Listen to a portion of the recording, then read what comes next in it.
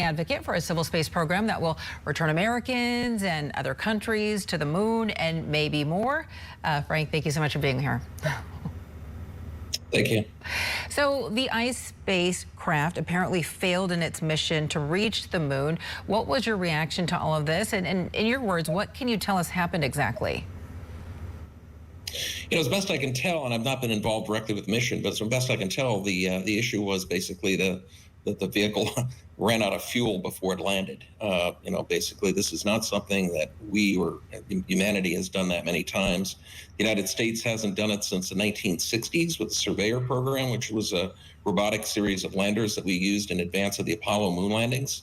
And it's not an easy thing to do. It's a very challenging environment. It's very challenging for the astronauts landing those spacecraft on the moon. It's also something that's not unexpected. Last year, NASA made some awards for something called the Commercial Lunar Payload Services Program to do several of these commercial type landers, bringing NASA and other instruments down to the surface. And they said right at the start that they expect that some of these missions will fail.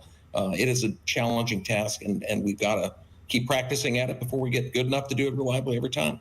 So iSpace says that they're going to continue to try again. Why do you think this is so important?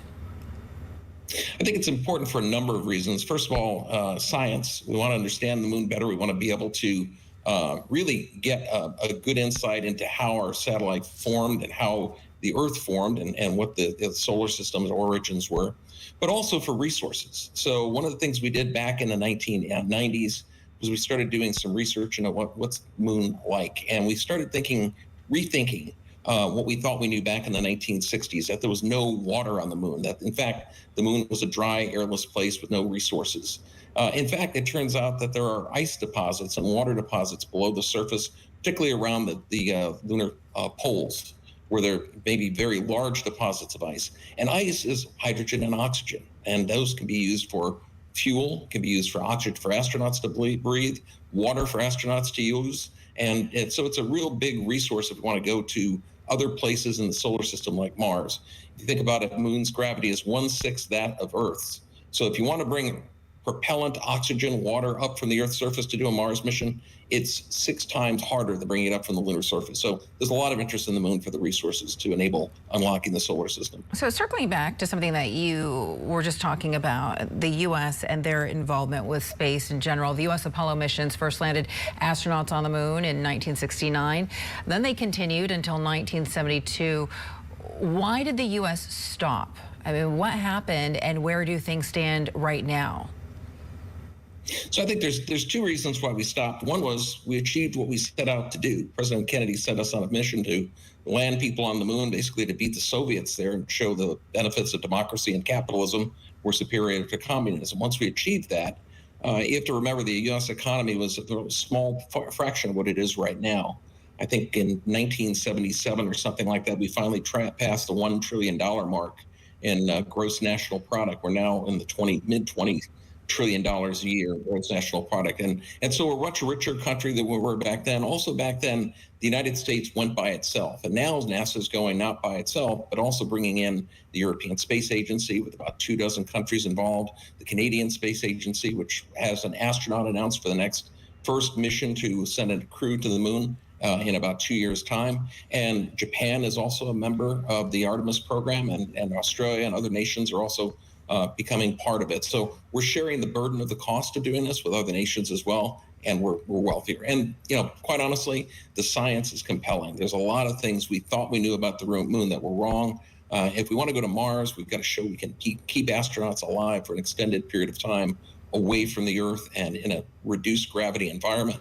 Moon is a perfect laboratory to do that, because at the end of the day, if something goes wrong, you're 3 days from home. If you're at Mars, you could be almost a year from home. And it's a lot easier to test out those capabilities here. Yeah, it definitely is a scary thought. I wanted to ask you about a lunar research center that China says they are hoping to have built by 2030, and they're hoping to partner with Russia in all of this. You were just talking about the United States partnering with several different space agencies from other countries. How does it benefit all countries actually to work together versus doing this separately? And where do you think China stands with their efforts? Do you think that they're going to be able to achieve a lunar research center by 2030? China has done remarkable things in the last several years, and including landing on the far side of the moon, something that we'd never done back in the 60s.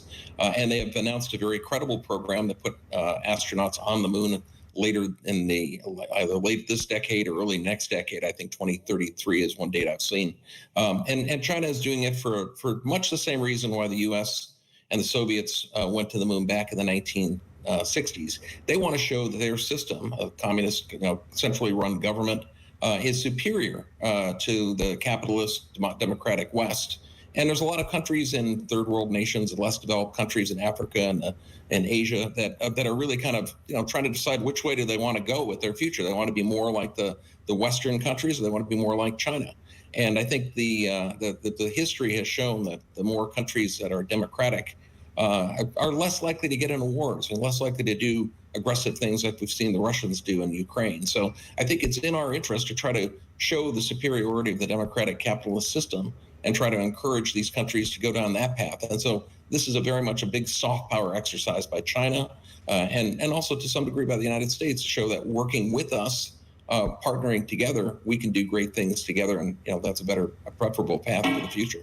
Frank Slazer, formerly of the Coalition for Deep Space Exploration. Frank, thank you so much for stopping by. We appreciate it.